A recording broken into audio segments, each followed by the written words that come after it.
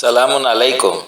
Doctor صاحب کا پیغام شروع کرنے سے پہلے میری ان تمام دوستوں سے درخواست ہے کہ جنہوں نے ابھی تک ہمارے اس یوٹیوب چینل کو سبسکرائب نہیں کیا ہے تو براہ مہربانی اس چینل کو ضرور سبسکرائب کریں اور بیل آئیکن کو لازمی آل پر دبائیں۔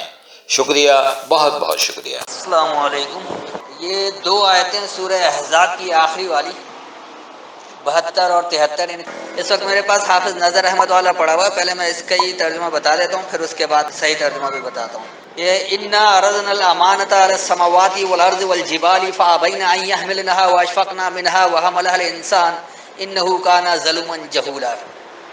بے شک ہم نے اپنی امانت ذمہ داری کو پیش کیا آسمانوں اور زمین اور پہاڑوں پر، تو انہوں نے اس کو اٹھانے سے انکار کیا، وہ اس سے ڈر گئے اور انسان نے اسے اٹھا لیا، بے شک وہ ظالم بڑا نادان تھا۔ لیعذب اللہ المنافقین والمنافقات والمشرکین والمشرکات ویتوب اللہ علی المؤمنین والمؤمنات وکان اللہ غفور رحیم، تاکہ اللہ عذاب دے منافق مرد اور منافق عورتوں کو اور مشرک مرد اور مشرک عورتوں کو، اور اللہ توبہ قبول کرے مومن مردوں اور مومن عورتوں کی، بے شک اللہ بخشنے والا مہربان ہے۔ اس کو روایتی ترجمہ میں اسی لیے کہتا ہوں کہ لوگوں نے پہلے روایت کو سمجھا، اس روایت کے ماتحت رکھ کر قرآن کو پیش کرنے کی کوشش کی ہے۔ اگر خالص ذہن ہو کر، غیر جانبدار ہو کر، اپنے ذہنی تطہیر کر کے یہ ترجمہ کرتے تو کبھی یہ بات ہی نہیں آتی۔ ایک تو یہ کہ اللہ امانت پیش کر رہا ہے آسمان زمین اور پہاڑ پر، تو انہوں نے تو انکار کر دیا، انسان نے اٹھا لیا، تو اللہ کہہ رہا ہے انسان ظالم اور جاہل ہے۔ انسان بھی انکار کرتے تو ظالم جاہل نہیں رہتا۔ ایک تو یہ بات آ جاتی ہے، دوسری پھر یہ کہتے ہیں کہ ایک تو انسان نے اٹھا لیا، تو اب اسے شاباشی دینے کے بجائے ظالم جاہل بھی کہہ دیا، پھر کہہ رہے کہ منافق اور مرد اور منافق عورت اور مشرک مرد اور مشرک عورت کو سزا بھی دے گا، اور ماننے والے اور نہیں ماننے والے پر جو وہ اس کی توبہ قبول کرے گا۔ تو ماننے والے کے توبہ قبول کرنا، اس مطلب ماننے والے بھی پہلے نہیں مان رہا تھا، اور توبہ اللہ ان کی قبول کرے گا۔ تو منافق جو ہیں یا مشرک ہیں، وہ اگر توبہ نہیں کر رہے ہیں تو کیوں نہیں کر رہے ہیں جبکہ بوجھ اٹھا لیا ہے؟ کیا اسی لیے اللہ ظالم جاہل کہہ رہا ہے؟ تو یہ پھر مومن والے کیا ظالم جاہل نہیں رہے؟ اگر انہوں نے توبہ کر لیا تو یہ ظلم اور جہالت سے نکل آئے؟ یہ کچھ سوچنے والی بات ہے کہ کچھ فٹ نہیں بیٹھ رہا ہے۔ پہلے بھی میں نے کہا تھا، دراصل سورہ احزاب جو ہے اس کا سارا ترجمہ ہی غلط کر دیا گیا ہے۔ احزاب تو پہلے ہی حزب کی جمع ہے، لیکن یہاں انہوں نے سوائے محمد رسول اللہ اور ان کی بیویوں پر فٹ کر کے سارا کچھ کہانی بنا دیا ہے، تو اس سے زیادہ پریشانی کا باعث ہے، اور پھر بعد میں وہ آیتیں فٹ نہیں بیٹھ رہی تو یہاں عام طور پر لا کر اس طرح سے کر دیا ہے۔ پوری صورت ایک مضمون ہوتی ہے، جب پوری صورت سمجھیں گے تو بات بہت واضح ہو جائے گی، لیکن فی الحال کیونکہ ہم دو آخری آیتوں کی بات کر رہے ہیں لہٰذا اسی پر آ جائیں کہ انا عرضنا الامانۃ، بے شک ہم نے امانت پیش کیا۔ اور یہ امانت کیا ہے؟ امانت اللہ اپنے احکامات کو، اپنی کتاب کو کہتا ہے۔ علی السماوات والارض والجبال، آسمانوں پر اور زمین پر اور پہاڑ پر۔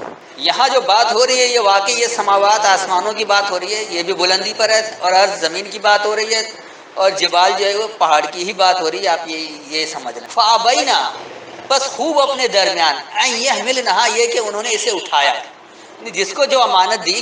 یہ اللہ نے مثال کے طور پر 3 نام گنوا دیے کہ آسمان زمین اور پہاڑ۔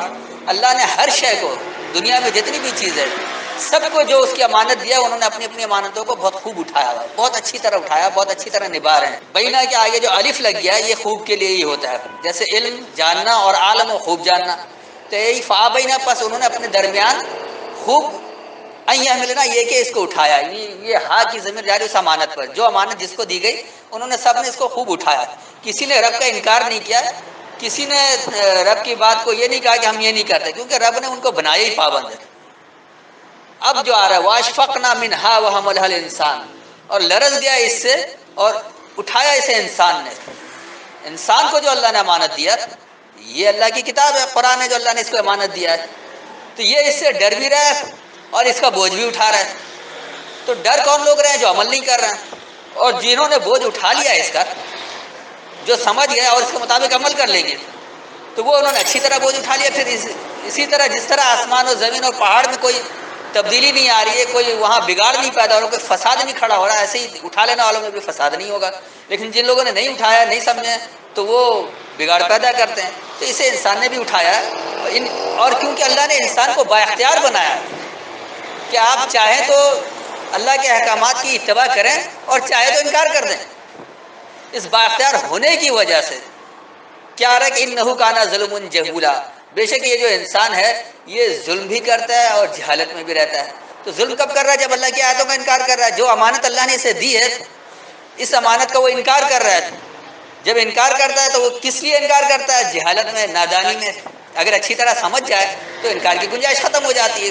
اللہ ظالم انہیں کو کہتا ہے جو اللہ کی آیتوں کے احکامات کی اتباع نہیں کرتے ہیں، اور جاہل بھی اسے ہی کہتا ہے جو اسے سمجھنے کی کوشش ہی نہیں کرتے ہیں.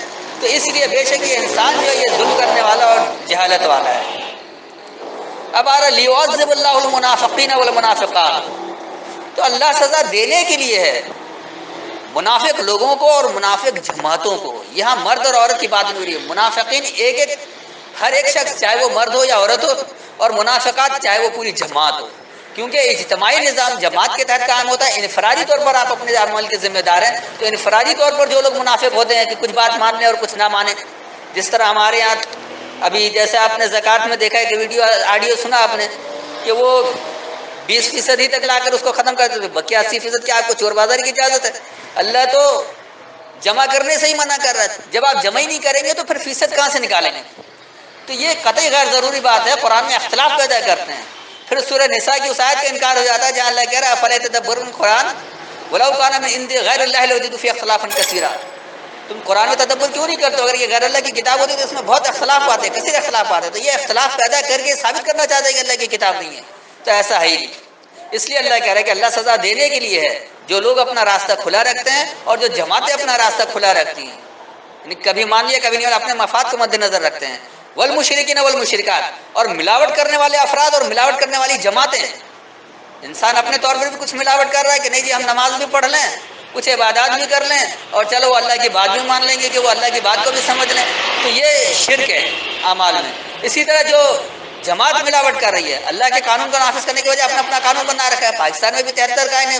اس وقت دنیا کا کوئی خطہ نہیں ہے جہاں شرک والا مشرکانہ قانون نہ ہو. تو یہ مشرکت، یہ جو مشرکات یہ جماعتیں کر رہی ہیں. وَيَتُوبُ اللَّهُ عَلَى الْمُؤْمِنِينَ وَالْمُؤْمِنَاتِ، اور اللہ متوجہ ہوتا ہے ماننے والوں پر اور ماننے والی جماعتوں پر. جو لوگ ماننے والے ہو جائیں یا وہ جماعت جو ماننے والی بن جائے، یعنی مان کر جب عمل کرتی ہے تو وہ امن دینے والا ہو جاتا ہے. جس سے آخری نتیجہ یہی ہوتا ہے کہ فلا خوف علیہم ولا هم يحزنون، خوف اور حزن غائب ہو جاتا ہے. نہ خوف ہوگا اور نہ ہی حزن ہوگا، نہ کوئی غمگینی ہوگی نہ یاسیت ہوگی. تو اللہ متوجہ ہوتا ہے کس پر؟ ماننے والوں پر اور ماننے والی جماعتوں پر. وکان اللہ غفور الرحیم، اور اللہ ہے حفاظت کرنے والا، رحم کرنے والا. میں ایک بار اس کا رواں ترجمہ کر دیتا ہوں تاکہ آسانی ہو سمجھنے میں، کہ بے شک ہم نے بلندیوں یا آسمانوں اور زمین یا پستی دونوں بات کہہ سکتے ہیں، اور پہاڑ یا مضبوط جمے ہوئے پر اپنی امانت احکامات پیش کیا. بس انہوں نے اسے اپنے درمیان خوب اٹھایا، اور وہ اس خوف سے لرز رہے تھے، اور اسے انسان نے اٹھایا. بے شک وہ ظلم کرنے والا نادان یعنی جہالت والا ہے. اپنا راستہ کھلا رکھنے والے افراد یعنی منافق، اور اپنا راستہ کھلا رکھنے والی جماعت منافقات، اور ملاوٹ کرنے والے افراد اور ملاوٹ کرنے والی جماعتیں، اللہ ان کو سزا دینے کے لیے ہے. اور اللہ ماننے والے افراد اور ماننے والی جماعت پر متوجہ ہوتا ہے، اور اللہ رحم سے حفاظت کرنے والا ہے. اللہ کی حفاظت رحم والی ہوتی ہے. تو میرے خیال میں یہ وضاحت ہو گئی ہوگی. السلام علیکم.